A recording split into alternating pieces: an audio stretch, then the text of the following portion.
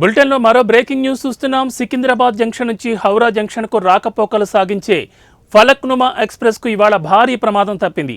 ఏపీలోని శ్రీకాకుళం సమీపంలోకి రాగానే ఎక్స్ప్రెస్ రైలు బోగీలు విడిపోయాయి. అది మొత్తం రైలు సగానికి విడిపోయింది. సాంకేతిక సమస్యల కారణంగా ప్రయాణం మధ్యలోనే ఇలా విడిపోయింది. దీంతో అప్రమత్తమైన డ్రైవర్, సిబ్బంది రైలును నిలిపివేశారు. దీంతో పెను ప్రమాదం తప్పినట్లయింది.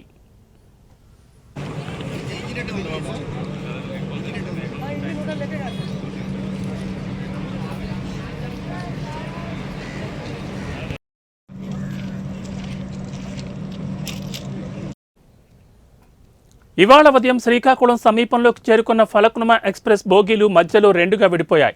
దీంతో ఆయా బోగీల్లో ఉన్న ప్రయాణికులు ఒక్కసారిగా భయభ్రాంతులకు గురయ్యారు.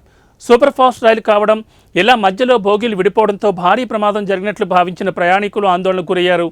అయితే రైల్వే సిబ్బంది సకాలంలో స్పందించి రైలును ఆపివేశారు. దీంతో ప్రయాణికులు ఊపిరి పీల్చుకున్నారు. ఈ ఘటనలో ఎవరికీ ఎలాంటి గాయాలు కాలేదు.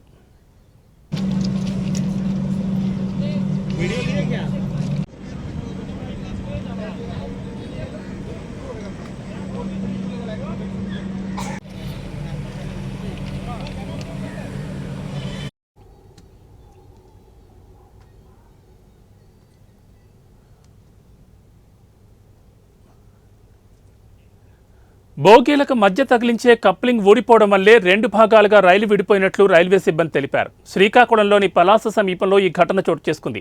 దీంతో తిరిగి బోగీల్ని జాయింట్ చేసే పనులను రైల్వే అధికారులు ముమ్మరంగా సాగిస్తున్నారు. అనంతరం రైలు తిరిగి బయలుదేరి వెళ్లనుంది. రెగ్యులర్గా రాకపోకలు సాగించే సూపర్ ఫాస్ట్ ఎక్స్ప్రెస్కు ఇలా మధ్యలో కప్లింగ్ ఊడిపోయి బోగీలు ఎందుకు విడిపోయాయన్న దానిపై రైల్వే అధికారులు దర్యాప్తును ప్రారంభించారు. ఇందులో సిబ్బంది నిర్లక్ష్యం ఉందా లేక విద్రోహ చర్య ఉందా అన్నది తేలాల్సింది.